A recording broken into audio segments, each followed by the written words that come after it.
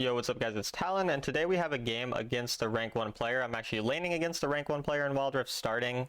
He's over like 100 marks, over 100 marks above pretty much anyone else on the server, and he's duo queue with Valhalla, the jungler, who's rank 8 on the server, so very high elo game overall. I think we probably, we have some sovereigns that, I don't know, that are top 100 or so, top 300. And so we're going to just kind of talk about what he does really well, go over the game, talk about what I'm thinking during the game, that type of thing. And so yeah, we'll just go right into it. So the Ahri matchup initially, so like you can already see one of the things that I noticed he does really, really well on Ahri is just use vision well. So like he just is sitting right here, like I can't see him, and you're going to see him pop out in a second and basically get a nice early trade. And this is something that he does super, super well on a champion like Ahri, and in these matchups, it just use vision really well, and you can see there, he's just able to get a big trade right at the start of the lane, and all these little things that he does are like what make laning against him really, really hard. And even there, honestly, I shouldn't have even used my first ability. You can see once again, just like I tell you guys about, he plays to punish the last hits really hard. I have to go up for a last hit, and so he makes a trade really hard for me and ends up poking me out. I'm sorry, my throat is not very, it's very, very dry right now, but so I might be randomly stopping talking to drink water. But yeah, he ends up punishing the last hits very well, and because of that, I end up losing the trades. You're gonna see here multiple different times he's completely fine with like missing minions. Like the first last hit he punished, he missed the minion last hit, and he kind of does that throughout this lane. You're gonna see that he's gonna end up being behind me in gold, because I'm valuing gold farming and just again taking a random recall here because of the wave. And he values trading. He plays really hard to like solo kill laners. Like starting compared to other really top players, like when I play against him in lane, I will definitely notice that he is always trying to kill and stomp lane. He's super, super aggressive. He's always trying to punish you. Even if he loses last hit or two, he'll definitely value like kills and snowballing through kills rather than just purely farming. And here, because the wave is like this and I'm low health, I just take a recall, or I look to take a recall, but then he keeps pushing it into me. And basically, like, my thought is like, I want to just show that I'm recalling. That way he tries to push it hard, and I get to farm under my tower for free. That was basically what we're looking for here. And if he didn't push at all, then we just keep recalling. Here we have to be aware of him trying to charm us or something as we go for last hits. Once again, you can see he's just poking the turret. He's using as well like the prio that he got to end up in the health advantage he got to poke turret plates. So like say he loses, you know, 50 or 100 gold from not last hitting minions and pressuring me, well, he has a decent chance of killing me, which is one thing. He has a good chance of denying me gold because I'm going to be pressured, and then he also has a chance of getting plates. So he has a lot of ways to get gold other than just purely from farming, as I often talk to you guys about, which is a more, you know, fundamentally sound way to play. Like it's more consistent, but the way he plays is really good for hard carrying games. Obviously, he's an insanely good player. He's much better than me. And he's able to snowball a lot of games through it. You see, he has a prio, he's doing well in lane. But because of the fact that he's playing for this and I'm not dying to it, I have more gold than him. We obviously have first strike, we have Sweet Tooth, and he's at 1700 right now. I clicked the scoreboard, I didn't see exactly what I'm at, but I do remember I was up a little bit of gold here. And you can see once again, he's looking for these roams. I do the same thing I tell you guys to always do. I'm just looking to push the wave. As soon as I see him show on bot side, I'm going to hard push. I'm just waiting to see if he shows. Otherwise, he might be here looking for me, so I'm, you know, waiting. And then you can see as soon as he shows on the bottom side, that's when I immediately decide to push. And here he ends up roaming bot in a situation where bot lane was already going to die. I don't even know if he got an assist. He might have gotten one assist. And I get to push the wave and deny him gold. So again, I'm just continuing to value the gold. You can see, even when it's a player as good as starting, I'm still going to play the same way I always tell you guys to play, which is when an Ahri or when someone like that decides to roam over and over again, I'm going to just punish them by pushing the wave, crashing it, and playing consistently well. And that has, again, led to me having about a 300, 400 gold lead at this point. If he'd gotten a kill, I'd still be about even gold with him. Even if he got a plate out of it, he'd be like very, very slightly ahead. So even in these situations where he's doing well in lane against me, he has the prio, he's pressuring me, he still has to get a lot of kills out of it for it to actually be worth it. And then here, again, all I'm doing is I'm poking for stacks. That way he's going to be lower when he looks to roam. And then once again, he's roaming to a lane that's already quite low, which means if he does get the kill, like, it's a decent chance they might have died anyways. In this case, him roaming is definitely what would cause them to die if they do die. But I just get the consistent play once again. So you can see he's playing a champion like Ahri, and he's playing around Ahri strikes. Like, Ahri does want to push and roam. Ahri wants to snowball and whatnot. I understand my champion doesn't do that, and so I'm not trying to match him. And because of that, when he doesn't get a bunch of kills, like in this game, he didn't really get many kills early game, it's going to be quite good for us. Obviously, in a situation where he did get a bunch of kills, it's going to be less good, but I'm still going to scale super well, and I'm still going to be in an okay spot. And so you can kind of see like a little bit of a higher level gameplay. He's also really, really good at coming back decently fast and then pressuring me once he comes back. So yes, he gives me a plate. I wouldn't personally have done that.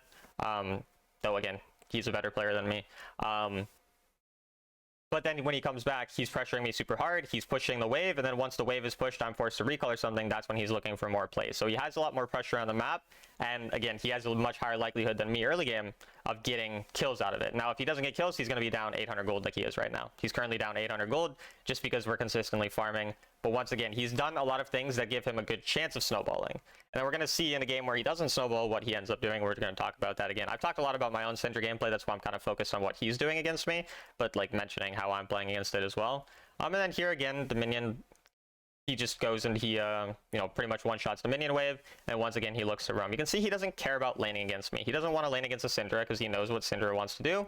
In this situation, I decide to match the roam simply because the mid wave is not yet there, so I don't have anything to punish.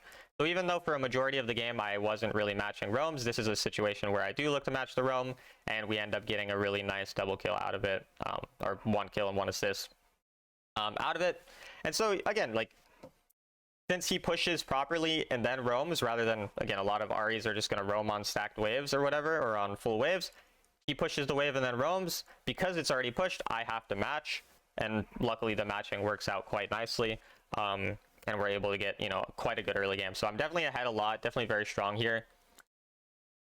And you're going to see what he does. Like, he's going to look for a lot of side lane plays. He's not going to, try to fight me a bunch, but then you're also going to see the ways that he still makes my game scary when he's looking for roams. Like, just hovering, it looks like he might be missing here. Like, for example, here, people might want to go match his roam, but he's very likely sitting right over that bush just looking to one-shot me. And so you can see I believe anyways, I forget exactly, but I'm pretty sure I just sit on the wave waiting until I see Ahri. Like, you see how I don't see Ahri yet?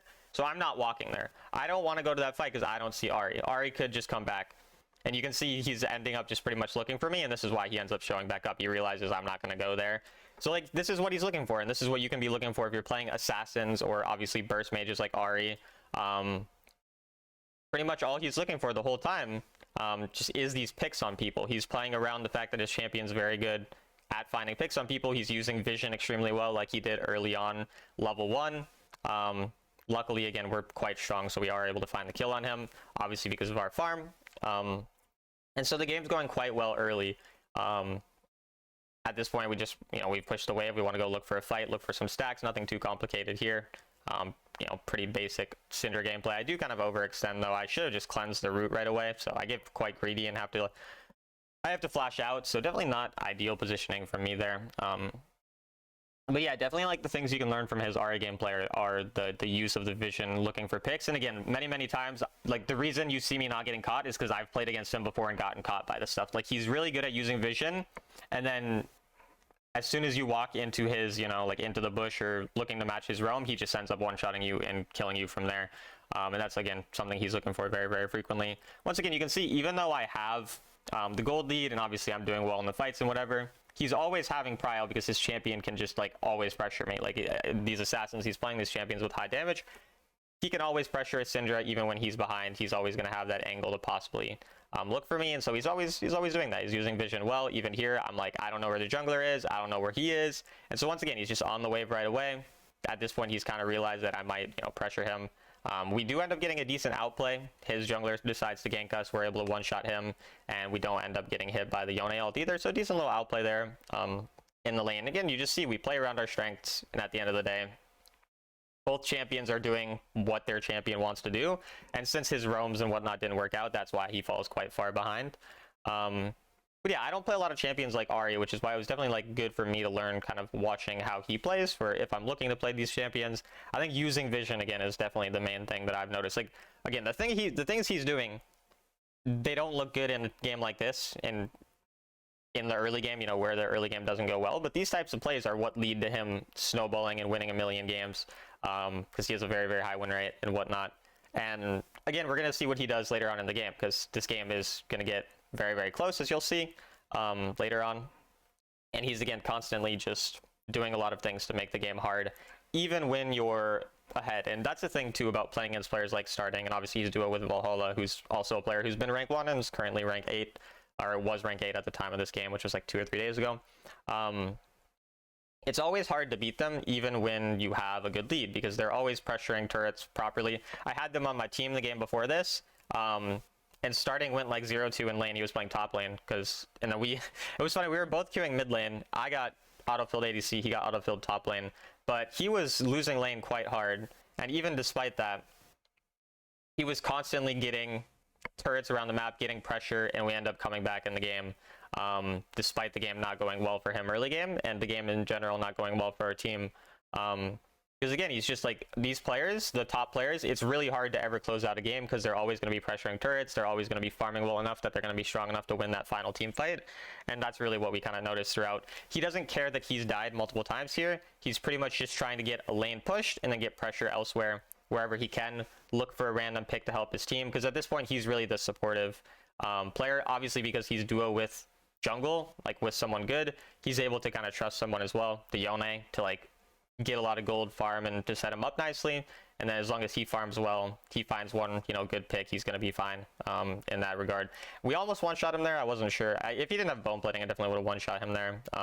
Pretty much just looking for a pick on him. But he's not that valuable of a target. So again, at this point, more about me just getting the farm. Again, I'm not really talking that much about what I'm doing because I'm doing the same stuff you guys always see me do. Pretty much just valuing my own farm. Then when the waves are pushed, we look to make plays elsewhere. And because I am quite fed, I can pretty easily make a lot of plays. We end up trying to find the Ezreal. We get him like 1 HP, but we don't quite kill him there. But Ambessa gets him. And I mean, we're in a Sovereign lobby, so like the players are pretty good here overall. I mean, honestly, Sovereigns of the season low-key do suck, but these Sovereigns are all right because they're the higher Sovereigns, since obviously we're against, you know, Starting and Valhalla. But yeah, at this point, just again, we get the lane pushed out. You can see once again though what Starting's doing. Starting's on the opposite side of the map, pushing. He knows that he's not going to be that valuable in the fight at this point, so he's just getting prio elsewhere, pushing the wave. And obviously we're in a very good spot. We're happy about this, like we're winning. But because he's doing that, he's giving himself again a chance to eventually pop off and win the game later on. Whereas a lot of people would just go contest that and then die alongside their team because he's, you know, a pretty low gold Ahri at this point in the game. So, and then once again, now you see we're going to go Dragon, so he's topside. He's just constantly keeping those lanes pushed out, which means that our Baron can't get as much value, like we can't get as much done in general. And obviously, again, we're strong enough, it's going to still be pretty good, but it's not as beneficial as though, or as if we were just 5v5ing, because obviously he doesn't want to 5v5 at this point in the game. And then if he is 5v5ing, it's going to be after the lane's already been pushed out. I get a bit greedy here, and so I do end up almost dying. Somehow I live on 1 HP. But once again, like you see, he gets the lanes pushed out, then he can come for a fight late. And since he's playing an assassin like Ahri, he can come to the fight later. Like he can push out the lanes, he can come late. Because what does Ahri want to do? She wants to clean up the fight, get resets. So he doesn't need to be there as soon as the fight breaks out. Now, if he's stronger and his team is, you know, a lot of, like very ahead or slightly ahead, whatever, he's probably going to care a little bit more about being at the fight early to look for picks because he's going to have control over that. He's going to be able to set up there. But he's not going to be able to set up for a fight when his team is down as much as they are, because I'm just going to be there one-shotting them as Syndra. My teammates will be there, you know, protecting me, seeing them, whatever. And so again, you can see like our Baron doesn't get an insane amount of value because we just couldn't do that much with it. We could use it to push out the lanes. We have prio now in the lanes. We have control over the map, but that's all we have. Which once again, we're doing well. The game is going well. I'm just trying to point that out over and over again because once again, I want this video to be what we can learn from the best player in the server, one of the best players in the server. I mean, if you guys don't know who Starting is, I probably should mention this at the start, but he played at like Worlds. He's played on a bunch of the top NA teams when, or at Icons it was called, you know, basically Worlds. He played on a bunch of the top NA teams like Tribe or Immortals or whoever else. I don't really know specifics. I didn't watch that many esports, but you can see here we're just pushing out the side lane. They're kind of grouping in mid lane overall, and we're able to find a nice pick on them afterwards. I somehow did not kill the Ezreal there, but either way, at this point now we do get the lanes pushed pretty well, and we're in a very, very good spot. So definitely overall, all we're doing is just trying to make sure the game goes, you know, we end slowly and don't overforce, don't do anything crazy. But again, they're farming well enough that there's always a chance they could pick us off. Lucian decides to go pretty deep there, and Yone looking for the outplay. I think he ends up trading 1-for-1. So again, like even here, they're able to outplay pretty well, get a kill. It doesn't work out perfectly for them. There's Valhalla, by the way, is the Yone with the outplay, but he gets a shutdown on me, so it's definitely pretty valuable for him. But we get the lanes pushed out and still overall again in quite a good spot. Just want to make sure we get back, push the lanes, and we're kind of good from there. I went for a Proto Belt just because it was mostly, or I was thinking like it's mostly dashing champs that I kind of want to kite. I don't remember if I ended up switching to Stasis or something, but yeah, Proto Belt here is not bad. Stasis would be fine as well, but either is kind of okay. But yeah, I think maybe I go for QSS because I'm more worried about, I'm more worried about like Ahri Charm because that's kind of the way we lose. When we're at this point in the game where we're ahead like 7,000 gold, as you can see, the main thing I'm really thinking about is how can I lose? And initially I was like, oh, Proto Belt means that I can dodge Yone or Ahri possibly, but realistically they're going to get on me pretty fast. And so now I'm like, okay, I'll go for QSS because the Ahri Charm is probably what loses it for me. And here again, we can see we're just trying to make sure we have vision so they don't randomly find that one pick on us, because that's how they're going to end up winning this game. Like if they're looking at how they're going to win this game, it's they find one pick and they use that pick to basically snowball, because they can get Ahri resets, and if they kill one person right away, then it doesn't really matter that they're behind or anything like that. We're pretty much just trying to get vision around the Baron, looking for picks or anything like that, making sure it's hard for the enemy to really play the game or do much. And that's pretty much, all there is to it. Nothing too complicated here. This is kind of the stuff we talk about over and over, and you can just see they're hovering, trying to hope we flip it or whatever, and we're looking for a pick on someone. And there's, again, starting, he's just in the bush somewhere, and that's what makes it hard for me. I barely end up living, luckily. But once again, you can just see, like, they're making it very hard to actually close out this game, because he's just sitting somewhere looking for that one pick, waiting for me to overextend or get greedy or forget where he is. And then that leads to, again, the fight being kind of hard. Luckily, I live on 1 HP. There's multiple times here where if I did end up dying, it could have been significantly worse. But we are able to live. We're able to get a decent amount of damage off. But the fight's definitely not, like, ideal or anything for us. And you can see here, definitely ends up getting quite bad. But because I do end up living, we don't, like, lose the game off it. I mean, we wouldn't have lost the game, but they would have got Baron. So luckily, they don't get Baron or anything. And now we're just going back to trying to control, this side of the map. Kind of stalling, waiting for our teammates to respawn, that type of thing, and then hoping we can find a pick or something like that. But that's pretty much that. And again, you can just see, like, they use the vision really well. This is kind of how you can get a lot of value out of champions like Ahri, and those types of champs in general. Here we're looking for a steal or something, trying to see if we can get it. Volibear ends up getting the steal, and so it ends up, kind of luckily working out better for us than probably should have, again, given that situation. We do end up finding the Yone as well, but again, very messy. You can see even though we're up in gold a lot, they play the fight super well. They're always playing fights, looking for those picks. They find one of them, and it's just really like hard playing against them compared to other players, which is definitely something kind of to note. Obviously, if you, by the way, I kind of didn't mention this as well, but starting streams, I think his stream is called Starting All Over, his Twitch. I'll link it in the description if I don't forget. I don't think I'll forget. He streams on Twitch a lot, streams most of his push to rank 1 and whatnot, so it's a good player to watch as well, just to learn from, obviously. He plays mid lane jungle, he plays a lot of roles. I mean, I've seen him play pretty much anything, but mid and jungle I think are definitely what he plays the most. Obviously at this point we're just using the Baron to push out the waves, and kind of waiting for Elder, because we're realistically not going to end with the Baron right now, but we're just trying to get some inhibs and whatnot.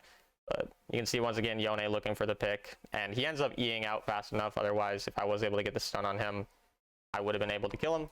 But you can see even there, like, I don't know, most players, I'm just going to catch them with that E. They're not going to react fast enough, but Valhalla immediately realizes that he's missed his ult, and he just E's back instantly. Like, even those just simple things lead to not throwing a game, because he would have just straight up lost right there.